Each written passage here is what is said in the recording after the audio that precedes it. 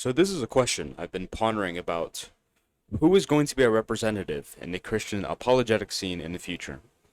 So, who's after William Lane Craig? Who's after Frank Turek? Who's after David Wood?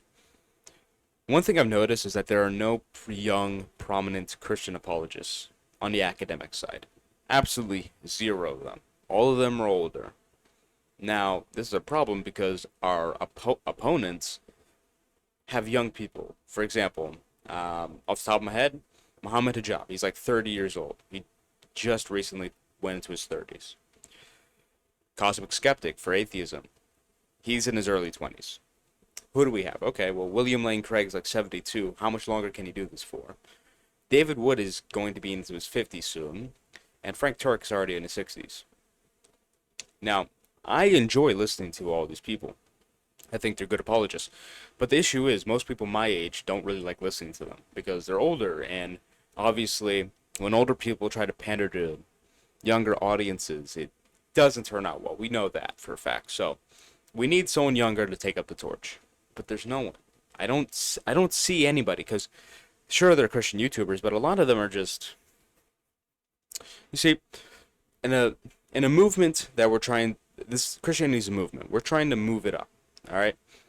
Trying to convert more people, trying to be good disciples, right? And every team, every movement, they need people to fulfill different rules. All right? Not everyone can do the same thing. So, you need someone who's going to stand up there and say, "Hey, stop being losers, work out, and make money, etc." That's what I'm trying to do. While still, putting in a dose of apologetics because I do talk about that. But I'm not an academic, okay?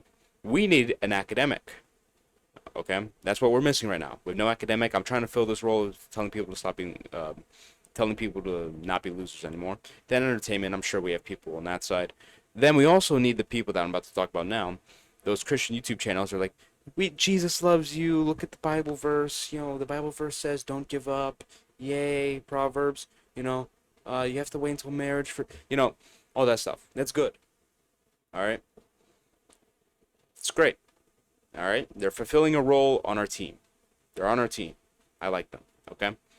Do I watch them? Do I really enjoy listening to them? Not really, but they're on our team. Okay. They're fine. But like I said, on a team, you need people who could fulfill different roles. Where's our academic? Our academics are all old. Where's the new academic?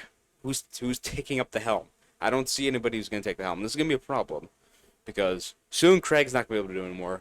Wood's going to get older. I mean, at a certain point, you can't do formal debates anymore. You just, like, your faculties, like, debate is a very stressful thing. Okay? At some point, you can't do it anymore. And that's a battery power mess. Okay? Craig doesn't do formal debates anymore. He stopped when he was like 65. Wood's going to be there in like 15 years. Turk's basically already there. So, and the thing is, David Wood, Frank Turek, and William Lane Craig were all young at a point. They started apologetics when they were younger, far younger. So it's not like we only get apologists when they get older. No, no, no. We used to have younger ones, but now we don't have any younger ones. What happened?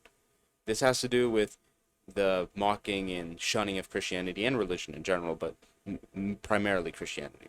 Because we don't have some strong leader who's a G that can stand up there, and that's the role I'm going to fulfill.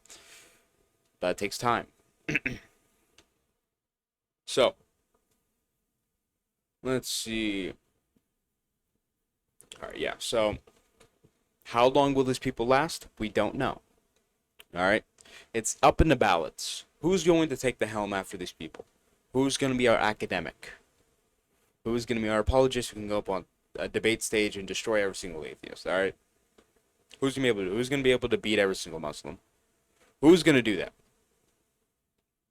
In the future. Think about the future. Because right now, I mean, you could probably still, like, drag William Lane Craig up onto the debate stage and he'll probably still win. But how much longer does he have that he would be able to even do that? I mean, for now, I mean, you can look at these Christian YouTubers and say, "Oh, those are the new people. Those are up next." But, bro, like, even if you bring up the Capturing Christianity guy, the Cameron Bartuzzi, excuse the mispronunciation of his last name, he just interviews people. I mean, that's basically his thing. His videos don't get any views. No one really cares about what he says unless he interviews someone. Excuse me. He's a good guy. He's on our team. I like him. But that's the truth. I mean, people only really watch the channel when he like interviews William Lane Craig or interviews some person with some apologetics resource. No one really looks at him as an authority on this. And then the other channels, I mean, there's Daily Dose of Wisdom, who again, good guy. I want him on our team. Okay, I'm not saying these guys should be exiled. I'm not like those people who say David Wood should be exiled from our team because he ate a page of the Quran. You can feel however you want about it, but don't exile him off our team. All right, you can think it's terrible, but don't exile him off our team for that. It's not a heretic action. All right, so these people are on our team. All right, they're fine.